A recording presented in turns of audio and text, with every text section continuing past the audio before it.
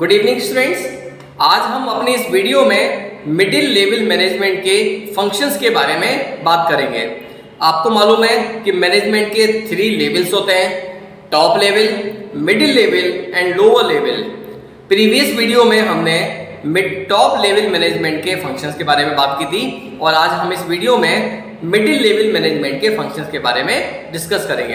तो सबसे पहले आपको ये मालूम हो कि मिडिल लेवल, जैसे आपको नेम से मालूम चल रहा है कि मिडिल लेवल मैनेजमेंट होता है, इसलिए कि टॉप लेवल और लोअर लेवल, जिसको हम बोलते हैं सुपरवाइजरी लेवल के बीच में काम करता है, इसलिए इसको बोला जाता है मिडिल लेवल मैनेजमेंट। अब क्योंकि ये मिडिल लेवल मैनेजमेंट है, इसलिए ये टॉप लेवल मैनेजर का सबऑर्डिनेट हो गया और जो लोअर लेवल है उसका ये बॉस हो गया, जिसको हम बोलते हैं सुपीरियर हो गया।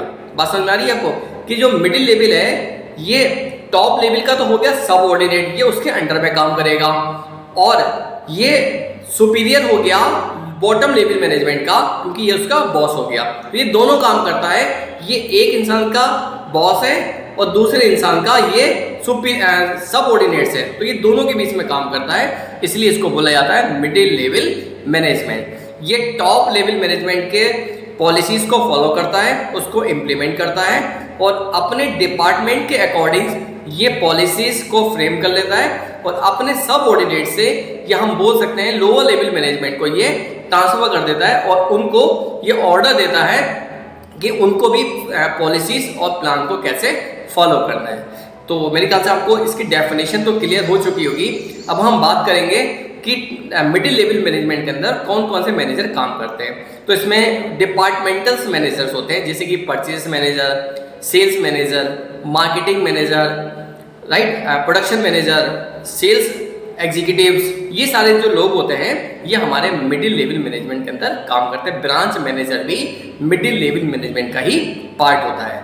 अब हम बात करते हैं मिडिल लेवल मैनेजमेंट के फंक्शंस की।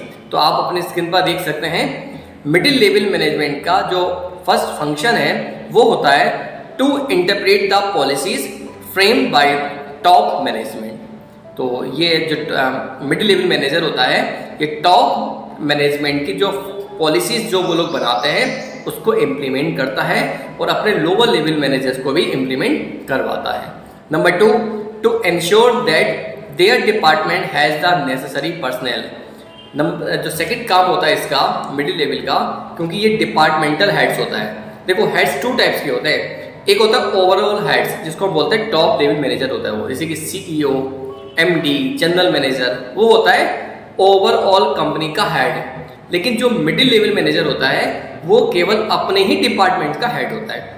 जैसे कि प्रोडक्शन डिपार्टमेंट का जो हेड होगा वो प्रोडक्शन मैनेजर होगा, सेल्स डिपार्टमेंट का हेड सेल्स मैनेजर होगा, परचेज डिपार्टमेंट का हेड परचेज मैनेजर होगा। तो ये केवल अपने ही डिपार्टमेंट का हेड होता है, ये दूसरे डिपार्टमेंट में इंटरफेयर नहीं करता। ये ओवरऑल जो इसका बॉस होता है, मतलब सीईओ, एमडी है, उसके बनाए हुए प्लान और पॉलिसीज को फॉलो करेगा और अपने ही डिपार्टमेंट के डेवलपमेंट पर ये काम करता है। Point number 3, to assign necessary duties and responsibilities to them. ठीक है ना। तो मिडिल लेवल जो होता है वो केवल अपने ही डिपार्टमेंट्स के लोगों को रेस्पॉन्सिबिलिटीज और अथॉरिटी असाइन करता है, ट्रांसफर करता है। Point number 4, to motivate them to achieve desire objectives. ठीक है ना। तो मिडिल लेवल मैनेजर जो होता है वो अपने डिपार्टमेंट्स के ऑब्जेक्टिव को अचीव करवाने के लिए अपने सबऑर्डिनेट्स को, मतलब अपनी पूरी टीम को मोटिवेट करता है कि हमारे डिपार्टमेंट का जो ऑब्जेक्टिव है वो अचीव हो जाए। अगर प्रोडक्शन वाला अपने डिपार्टमेंट के डेवलपमेंट के बारे में सोचेगा तो प्रोडक्शन डिपार्टमेंट सक्सेस हो जाएगा। सेल्स वाला अपने डिपार्टमेंट के बारे में सोचे, मार्केटिंग वाला अपने डिपार्टमेंट के बारे में, इंश्योरेंस वाला अपने इंश्योरेंस के बारे में सोचे, आईटी डिपार्टमेंट के बारे में सोचे। तो जितने भी डिपार्टमेंट्स होते हैं, अगर वो सारे डिपार्टमेंट अपने अपने बारे में सोचेंगे तो इसका मतलब ये हो गया कि ओवरऑल परफॉर्मेंस हमारी कंपनी की इंक्रीज हो जाएगी और ओवरऑल जो ऑब्जेक्टिव है कंपनी का, ऑर्गेनाइजेशन का जो ओवरऑल ऑब्जेक्टिव्स है वो फाइनली हमारा अचीव हो जाएगा। अगर किसी एक डिपार्टमेंट ने भी गड़बड़ करी या एक डिपार्टमेंट भी पीछे रह गया तो इसका इफेक्ट सब पर पड़ेगा। इसका मतलब कोऑर्डिनेशन में कहीं ना कहीं मिस्टेक हो गई, कहीं ना कहीं लैग हो गया और जो ऑर्गेनाइजेशन ऑब्जेक्टिव है वो हमारा अचीव नहीं हो पाएगा। इसलिए जो मिडिल लेवल होता है वो अपने डिपार्टमेंट के लिए एक मोटिवेशनल पर्सन की तरह काम करता है, ये उनका रोल मॉडल होता है। लास्ट पॉइंट की बात करते हैं, to cooperate with other department for smooth functioning of the organisation. ठीक है, आपको ये बात समझ में आ चुकी होगी, क्योंकि मिडिल लेवल अपने डिपार्टमेंट की डेवलपमेंट के बारे में तो सोचेगा ही, लेकिन ये अदर्स डिपार्टमेंट के साथ भी कोऑर्डिनेशन बना के चलता है। फॉर एग्जाम्पल, फाइनेंस डिपार्टमेंट वाला अपना कोऑर्डिनेशन बना के चलेगा प्रोडक्शन वाले के साथ में, राइट। इसी प्रोडक्शन डिपार्टमेंट ने डिमांड करी कि हमें फंड की ज़रूरत है, और फाइनेंस वाला ये बोलता है कि हमारे पास फंड नहीं है, तो प्रोडक्शन डिपार्टमेंट का काम वहीं पर रुक जाएगा। अगर प्रोडक्शन डिपार्टमेंट का काम रुकेगा तो मतलब प्रोडक्ट प्रोड्यूस नहीं हो पाएगा, तो सेल्स डिपार्टमेंट का काम अपने आप ही रुक जाएगा, और जब सेल्स डिपार्टमेंट का काम रुका तो मार्केटिंग वाला डिपार्टमेंट तो ऑटोमेटिकली फेल हो जाएगा। तो आप समझ रहे हो ना कि आपस में इनका इंटरलिंक होना चाहिए। फाइनेंस वाला प्रोडक्शन को सपोर्ट करेगा, प्रोडक्शन वाला सेल्स को सपोर्ट करेगा, सेल्स वाला मार्केटिंग को सपोर्ट करेगा। तो जितने भी डिपार्टमेंट्स होते हैं, ये सारे डिपार्टमेंट आपस में कोऑर्डिनेशन के साथ चलने चाहिए, और सभी का डेवलपमेंट होगा तभी ऑर्गेनाइजेशन का डेवलपमेंट हो पाएगा। तो बच्चों, ये थे हमारे फंक्शन मिडिल लेवल मैनेजमेंट के।